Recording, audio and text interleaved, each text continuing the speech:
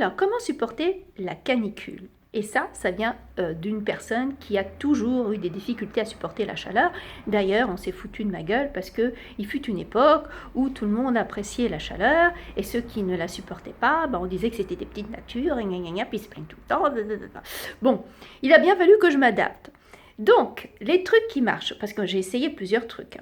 Déjà, ce qui ne marche pas. Ce qui ne marche pas, c'est les machins avec les glaçons qu'on met devant le ventilateur. Et je voulais préciser que je m'adresse surtout aux personnes qui n'ont pas la climatisation. Parce que moi, je ne l'ai pas pour des raisons personnelles, des raisons qui sont propres. Je vous ferai une vidéo par rapport à la clim. Donc là, ça s'adresse aux personnes qui n'ont pas la climatisation. C'est pas parce qu'on est pauvre. Hein. Moi, c'est un choix personnel. D'accord? Je ne dis pas que je ne l'aurai pas un jour, mais j'adapterai autrement. Enfin bref. Alors, ce qui ne marche pas, ce sont les glaçons.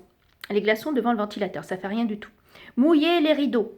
Ça fait rien du tout. Mettre une serviette devant le ventilateur, même le mettre sur ne faites pas ça, c'est très mauvais. Vous allez faire un court-circuit. Il ne faut pas mouiller le ventilateur. Ne mouillez pas votre ventilateur. C'est un truc électrique, le ventilateur. Ne le mouillez pas, d'accord? Tout ça, ça marche pas. Par contre, ce que je trouve qui marche très bien, c'est la serviette humide sur le dos.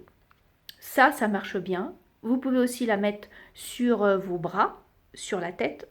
Ça marche vraiment. Moi, je trouve que ça, c'est ce qu'il y a de mieux quand il fait vraiment très, très chaud.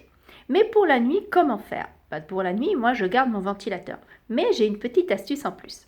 Plutôt que de prendre une serviette qui va mouiller tout le lit, et après c'est tout collant et c'est dégueulasse, eh bien, j'utilise ça. Ce sont des glaçons, des sachets qu'on met au réfrigérateur et qui sont glacés.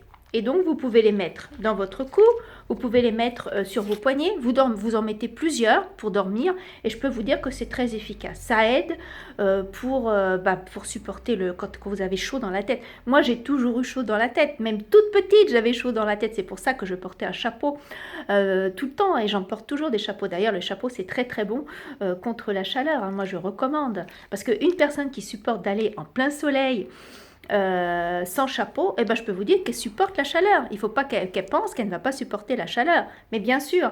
Hein. Et donc ça, c'est très efficace. Ça marche. Voilà. Alors ça, c'est des petits conseils. Et un autre conseil, le dernier que je peux vous donner, surtout, ne fermez pas tout. Hein. Laissez un petit jour, un entrebâillement à vos fenêtres, parce que sinon, votre ventilateur, il va brasser uniquement de l'air bouillant. Voilà, donc le moindre petit soupçon d'air un petit peu plus frais, il le fait circuler et ça c'est très très bien. Et ça ne sert à rien de rester dans le noir toute la journée. Vous ouvrez les volets à l'endroit où il n'y a plus le soleil. Voilà, parce que sinon après on est déprimé, on est triste. Et ça nous était arrivé en 2003. Car on était dans le noir pendant une semaine pour rien puisqu'il faisait de plus en plus chaud.